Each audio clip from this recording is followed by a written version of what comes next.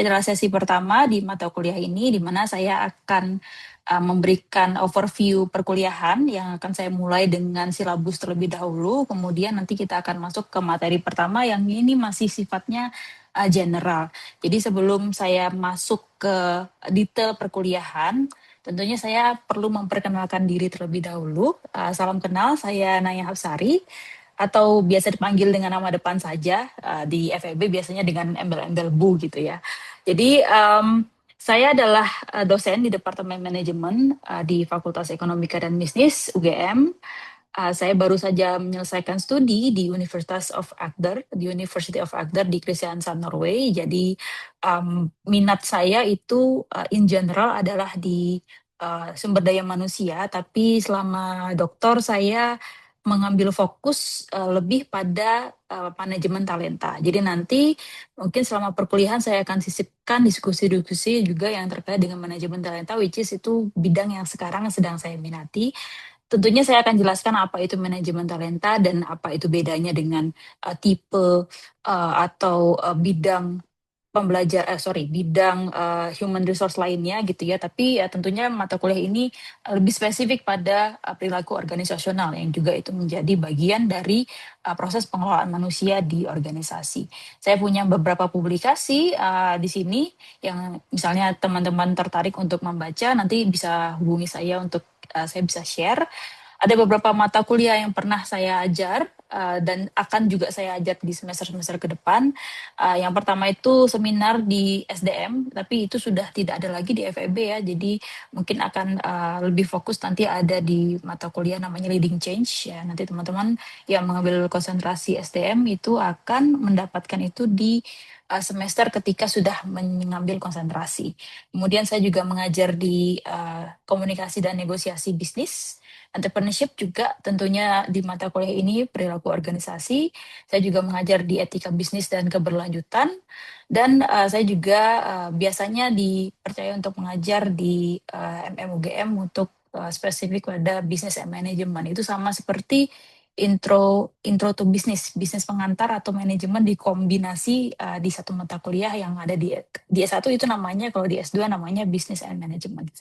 Oke, singkat terkait biodata saya langsung ke ini ya, silabus. Saya akan buka file yang berbeda. Mohon izin untuk stop share dulu, kemudian saya share screen silabusnya.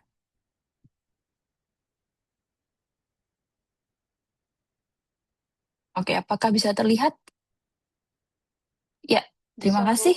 Bisa, Bu. Jadi terima kasih. Jadi ini adalah mata kuliah kita. Ini sesi pertama diadakan online ya karena kita masih overview saja. Tapi nanti untuk sesi-sesi selanjutnya kita akan adakan secara luring di kelas yang teman-teman bisa dapatkan infonya di Simaster. Tapi biasanya di satu kelas ya dalam satu semester itu kita menempati kelas yang sama. Jika ada sesi-sesi yang terpaksa harus didaringkan itu tentunya akan diumumkan terlebih dahulu melalui Simaster ataupun nanti akan ada channel komunikasi. Biasanya saya menggunakan WhatsApp group yang akan dikelola oleh grader ya. Jadi grader juga sudah hadir di kelas ini yang akan membantu saya untuk catat partisipasi. Biasanya partisipasi, nanti aktif diskusi dan lain-lain. Tapi kelas ini diampu secara tim teaching ya. Jadi saya Naya akan mengampu di sesi-sesi 7 sesi pertama sebelum UTS. Kemudian setelah UTS kelas akan diteruskan oleh Prof. Gugup Kismono ya. Jadi nanti seharusnya tidak akan ada perubahan dari mekanisme perkuliahan, tapi mungkin Prof. Gugup akan menggunakan pendekatan mungkin interaksinya berbeda atau seperti apa. Beliau akan menjelaskan di sesi pertama setelah UTS, setelah giliran beliau. Tapi pada dasarnya kelas ini adalah kelas perilaku organisasional yang ditujukan untuk mengenalkan konsep-konsep keperilakuan terutama dalam menghadapi human atau manusia di dalam organisasi. Jadi nanti ada beberapa chapter ya. Kita punya total ada 14 sesi, jadi 7 sebelum UTS dan 7 setelah UTS. Jadi di sini objektifnya tentunya akan mengenalkan konsep dan teori-teori yang terkait dengan perilaku organisasional, kemudian memfasilitasi teman-teman semua di sini untuk bisa berdiskusi terkait dengan kasus-kasus yang biasa dihadapi di field ini, di bidang ini ya. Tentunya saya akan menekankan pada banyak interaksi ya dan juga diskusi. Jadi nanti tolong dicatat ada khusus mekanisme perkuliahan itu terkait dengan presentasi kasus. Nanti saya akan dijelaskan di bagian selanjutnya. Ini adalah kompetensi goals dan learning objectives yang sesuai dengan apa yang diterapkan di fakultas kita, terutama di Departemen Manajemen ya, untuk akreditasi ini sebenarnya IACSP. Seperti yang saya sampaikan tadi, mata kuliah ini akan mengkombinasikan berbagai macam metode ya. Tentunya akan ada lecturing atau pengantar kuliah dari saya sebagai fasilitator. Kemudian tolong rekan-rekan untuk aktif ya ketika dalam proses perkuliahan, jika ada yang mau bertanya atau saya mengajukan pertanyaan, tolong sebisa mungkin aktif. Maka untuk bisa aktif, tolong persiapkan diri terlebih dahulu sebelum mengikuti sesi kita. Ya, kemudian saya tadi sudah sampaikan akan ada kasus yang dibahas setiap minggunya, yang itu akan dibantu oleh presentasi kelompok. Tapi ada catatan, kelompok yang presentasi itu tidak akan bekerja sendiri. Kenapa? Karena mereka akan juga bukan dibantu ya. Rekan-rekan kelompok lain juga harus mengerjakan kasus yang sama. Bedanya adalah tim yang presentasi mereka akan mempresentasikan, sementara teman-teman atau kelompok-kelompok yang tidak presentasi mereka akan tetap mengerjakan kasus yang sama. Tujuannya adalah supaya kita semua memiliki pengetahuan atau fokus yang sama ketika kasus itu dipresentasikan. Jadi saling bisa diskusi, saling bisa bertanya akan apa yang menjadi jawaban dari kasus yang dibahas gitu ya. Jadi tidak hanya fokus pada presentasi si tim yang giliran saja, tapi yang lain juga harus juga bisa tahu ini kasusnya tentang apa sih, jawaban saya seperti apa sih. Nanti akan saya jelaskan detailnya ya. Jadi tolong perhatikan ya, tentunya akan ada banyak fokus ke tim, tapi jangan lupakan juga kontribusi individual. Ya, jadi grader saya akan mencatat semua partisipasi ya. Jadi setiap teman-teman angkat tangan, baik itu untuk bertanya ataupun menjawab, akan ada poin partisipasi yang itu akan termasuk dalam penilaian nanti. Tentunya ada presentasi report, ini adalah khusus terutama bagi yang tidak presentasi timnya. Jadi yang presentasi mempersiapkan slide, yang tidak presentasi mempersiapkan report akan kasus yang dikerjakan bersama di sesi itu. Tentunya etika harus dijaga tinggi ya, jadi tolong tidak menggunakan gadget jika tidak saya izinkan ya, kecuali teman-teman saya izinkan untuk searching atau menggunakan laptop, tapi kalau tidak tolong disimpan, ditutup laptopnya supaya bisa menyimak ke penjelasan dan presentasi yang ada di sesi kita. Ya, kemudian untuk aturan keterlambatan, saya mengikuti aturan di fakultas pada umumnya sekitar 10 sampai 15 menit ya. Kita sepakati mungkin 10 menit saja. Jika lebih dari itu, kita bisa buat hukuman ya. Mungkin kalau saya lebih ke arah Anda tidak dianggap lagi bisa hadir di sesi itu, tapi kalau masih mau mengikuti perkuliahan dipersilahkan gitu ya. Jadi kita akan disiplin terkait itu. Ini adalah evaluasi atau grading ya. Jadi ada UTS dan final ya, atau UAS itu masing-masing 20-20%, jadi totalnya 40%. Partisipasi tadi saya sampaikan penting, itu adalah 10%. Case report, assignment, quiz itu 20%, dan presentasi serta diskusi kelompok yang itu gilirannya setiap tim itu nanti ada satu kali, itu adalah 30%. Jadi lumayan tinggi untuk presentasi dan diskusi, jadi tolong dipersiapkan dengan baik. Buku ini Robbins and Judge ya, edisi 19. Saya encourage untuk punya edisi 19. Kalau misalnya teman-teman tidak bisa mendapatkan edisi 19 untuk jadi pegangan, tidak apa-apa, tapi kasus itu akan diambil dari buku, jadi kasus harus jadi berasal dari sumber yang sama. Jadi harus yang dari 19. Jadi semua siswa mendapatkan kasusnya dari buku yang edisi 19 gitu ya. Kalau misalnya nggak bisa dapat the whole book, bisa ambil kasusnya saja per chapter gitu ya, silakan nanti diakali gitu ya, sharing atau gimana.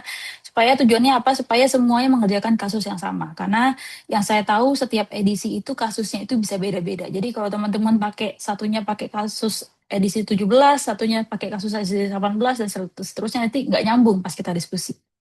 Oke, ini adalah topik-topik yang akan kita bahas selama 1 semester ke depan, terutama dengan saya itu sampai sampai semester 7, sampai sesi ke-7. Ya, jadi grup ini kita akan sesuaikan dengan jumlah peserta. Nanti setelah ini menjelang akhir sesi kita akan bagi kelompoknya.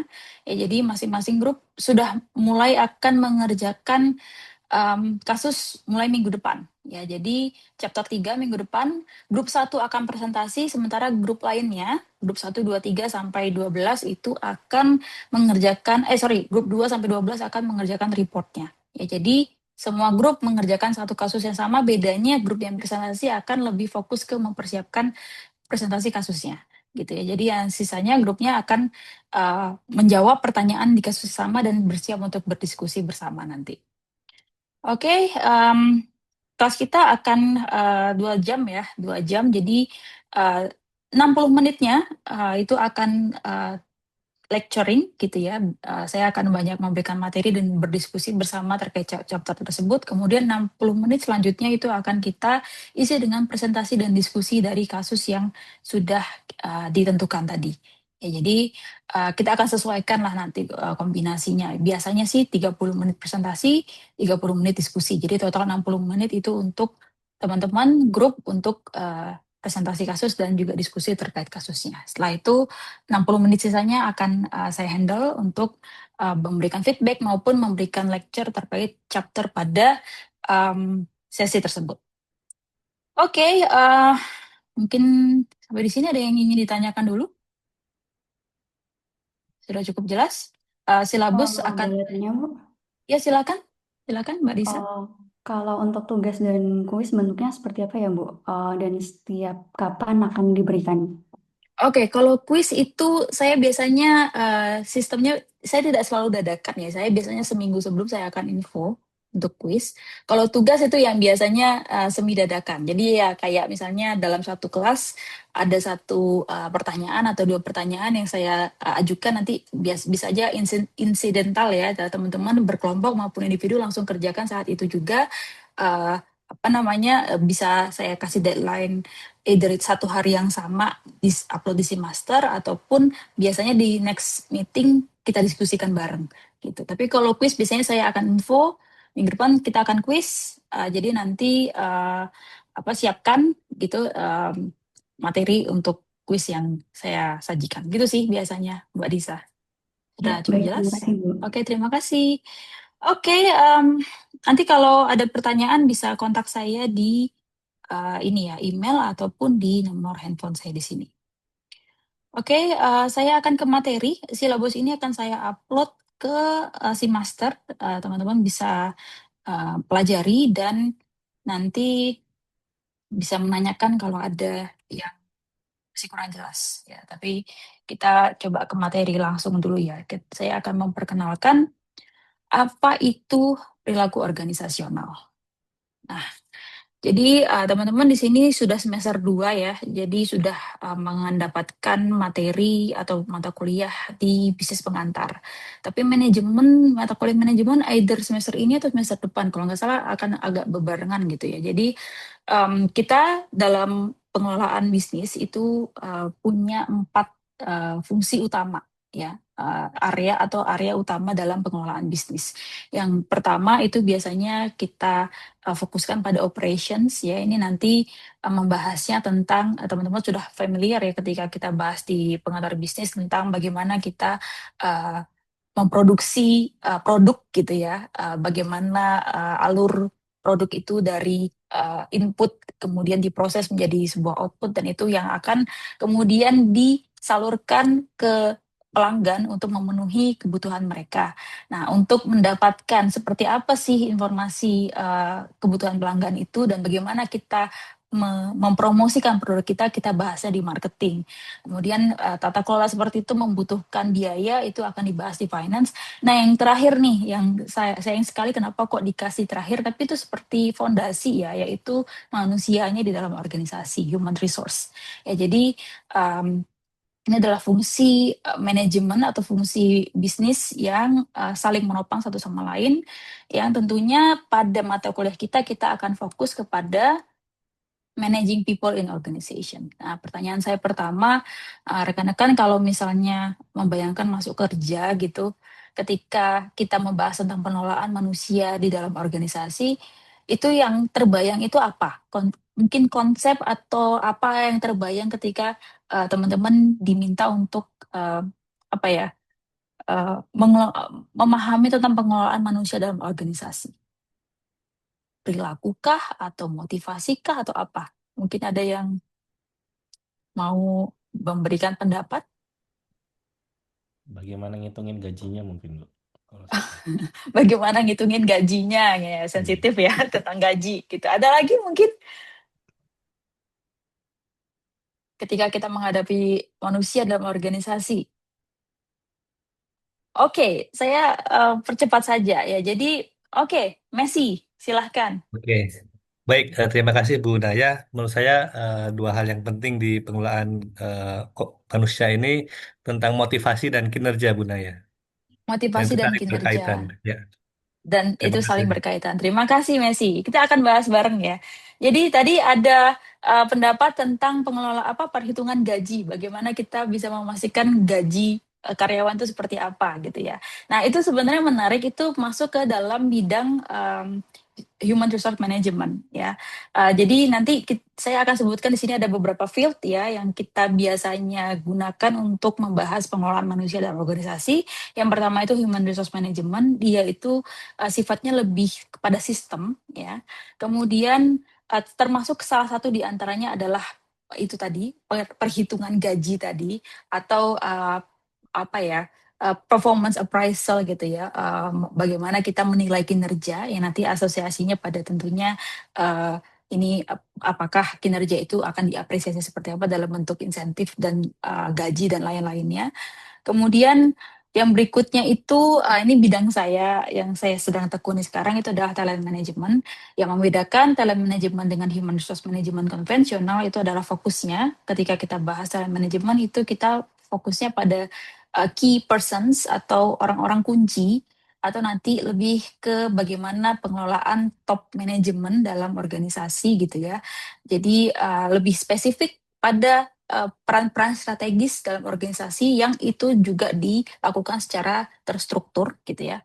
Nah, kita punya mata kuliah ini yaitu perilaku organisasional, di mana ini nanti fokusnya adalah bagaimana pengelolaan antar tiga level ya. Pertama individu, kemudian tim dan organisasi yang itu ada imbasnya atau ada dampaknya kepada perilaku karyawan yang ada dalam organisasi dan itu tentunya akan diukur apakah itu akan atau akan dilihat apakah itu akan mempengaruhi kinerja karyawan itu sendiri yang berujung pada kinerja organisasi juga.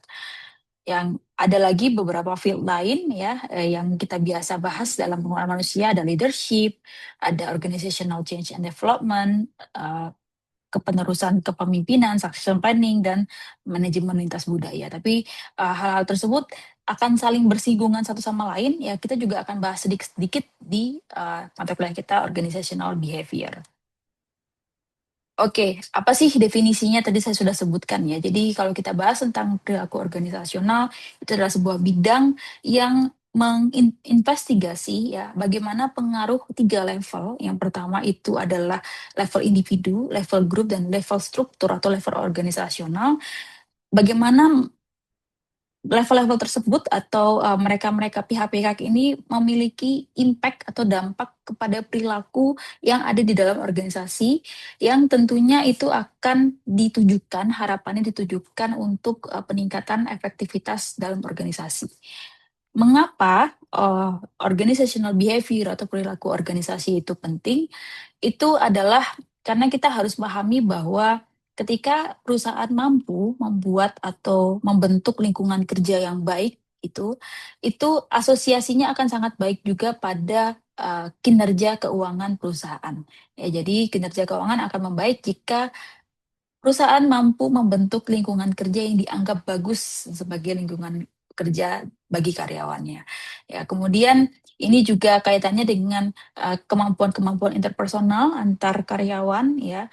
Jika itu baik ya, jika itu menghasilkan keluaran yang baik, maka itu juga akan berdampak pada menurunnya turnover atau perputaran karyawan atau kecenderungan karyawan untuk keluar dari organisasi gitu ya. Jadi harapannya adalah untuk menghalangi atau mempertahankan ya karyawan-karyawan yang berkualitas untuk keluar dari organisasi ya supaya tetap bertahan, dan juga selain itu juga untuk mendapatkan karyawan-karyawan yang berkualitas untuk bisa masuk ke dalam organisasi. Ya, jadi asosiasi yang kuat juga bisa ditemukan ya jika kita bisa menjaga kualitas lingkungan kerja dan hubungan antar individu dalam lingkungan kerja itu, asosiasinya juga akan pada kepuasan kerja ya, dan harapannya akan menurunkan stres dan juga menurunkan kecenderungan karyawan untuk keluar atau perputaran karyawannya tinggi ya. Dan itu juga bisa meningkatkan kesadaran akan social responsibility. Jadi nanti kita ada bahas juga terkait dengan itu. Oke, penting untuk mengetahui juga peran-peran manajer ini sudah pernah dibahas ya, saya rasa di pengantar bisnis ya. Jadi intinya manajer di sini punya peran yang penting untuk mengelola manusia di dalam organisasi dengan peran-peran yang ada di sini sebagai interpersonal person ya, atau peran interpersonal ya, yang itu ada sebagai figurehead, leader, license. Kemudian ada peran informasional yang membantu karyawan di dalam untuk bisa tahu informasi yang ada, memonitor proses pertukaran informasi di dalam, dan juga menjadi perwakilan atau spokesperson untuk pihak eksternal mewakili apa yang ada di dalam internal perusahaan. Kemudian ada juga peran decisional ini yang kaitannya dengan pengambilan keputusan. Teman-teman bisa kembali baca di materi-materi yang ada di bisnis pengantar juga. Oke, saya akan skip bagian ini. Nah, ini ya ada beberapa tantangan nih yang biasa dihadapi atau dibahas di konsep-konsep perilaku organisasi. Yang pertama itu adalah ketika kita membahas tentang keberagaman dan inklusi, ya, inklusi atau bagaimana kita bisa menciptakan lingkungan kerja yang mendukung keberagaman yang ada di dalam organisasi. Ya, jadi juga ada equity atau fairness atau keadilan akan mekanisme yang terjadi dalam organisasi supaya member atau anggota organisasi itu merasa adil ya, memperoleh akses yang sama akan kesempatan yang ada di dalam organisasi. Ya, jadi ini juga menjadi bahasan yang biasanya juga dibahas atau didiskusikan dalam perilaku organisasional. Kemudian kita juga membahas tentang respon globalisasi ya. Jadi ini kaitannya juga dengan nanti menghadapi perbedaan budaya ya, kultur yang berbeda antar individu yang ada di dalam, terutama kalau kita bahas tentang pekerja yang berasal dari luar negeri atau ekspatriat ya, orang yang masuk ke negeri orang lain gitu ya, dan menjadi apa ya, menghadapi perbedaan budaya yang ada di dalam seperti itu. Jadi itu juga merupakan pembahasan yang juga dibahas di dalam perilaku organisasional. Ya, kemudian ini yang menarik nih, juga kita bisa bahas bersama pengaruh teknologi dan sosial media dalam bekerja ya. Kita sekarang sudah apa ya, sangat tergantung dengan yang namanya teknologi ya, sosial media digunakan setiap saat. Ada konsep-konsep yang erat kaitannya dengan sosial media gitu ya. Misalnya kita mungkin teman-teman pernah dengar namanya quiet overworking ya. Jadi kita itu merasa kita bekerja berlebihan gitu ya. Tapi itu salah satu imbasnya, salah satu penyebabnya itu adalah teknologi juga ya, karena sekarang email, WhatsApp, apapun sosial media itu digunakan juga untuk bekerja. Jadi kita punya batasan yang blur antara keseimbangan pekerjaan dan kehidupan gitu. Jadi itu juga akan menjadi diskusi yang sangat menarik ya. Ada kultur atau budaya always on gitu ya. Kita punya dorongan dari dalam ya, entah itu terpaksa ataupun gimana, untuk selalu standby dengan handphone, dengan email, untuk membalas WhatsApp tidak peduli jamnya gitu ya, itu juga menjadi diskusi apakah itu suatu pendekatan yang seperti apa ya, positif, negatif, seberapa dampaknya kepada diri individu, karyawan dan juga organisasi, itu menarik untuk dibahas juga, dan itu juga menjadi bagian pembahasan dari perilaku organisasional. Ethics juga akan dibahas, etika, dilema memilih antara hal yang dianggap baik dan dianggap tidak tepat gitu ya. Kemudian CSR ini juga menjadi diskusi yang menarik ya. Sekarang era keberlanjutan, sustainability itu sering digaung-gaungkan. Nah, kita juga punya peran di sana ya untuk menyadarkan atau untuk memotivasi karyawan juga terlibat dalam peran-peran yang terkait dengan corporate social responsibility gitu ya. Pembahasan tentang people, planet, dan profit itu juga akan kita coba incorporate dalam diskusi-diskusi kita. Oke, creating positive work environment ya, tentang bagaimana kita membahas atau menciptakan lingkungan kerja yang positif. Kemudian ini gig economy ini juga menarik ya, bagaimana sekarang kita punya pekerjaan, beberapa jenis pekerjaan yang bergantung pada algoritma. Teman-teman tahu driver ya, driver Gojek, driver Grab itu mereka punya sistem pengawasan pekerjaan yang berbeda, jadi tidak dimonitor langsung oleh manajer tapi dimonitor oleh algoritma atau handphonenya gitu. Itu juga punya punya impact gitu, punya dampak kepada bagaimana mereka berkinerja di dalam pekerjaannya. Dan tentang managing crisisnya, ini nanti ada pembahasan tentang bagaimana menghadapi krisis ya, salah satunya adalah mempersiapkan karyawan untuk menghadapi perubahan. Kita tidak akan membahas too detail ya terkait dengan manajemen perubahan, tapi setidaknya mengenalkan tahap awal, terutama ini masih semester 2 ya, tahap awal karyawan untuk menghadapi perubahan itu seperti apa, karena managing change itu satu mata kuliah sendiri ya sebenarnya. Jadi dalam organizational behavior kita akan lebih ke pengenalan awalnya saja.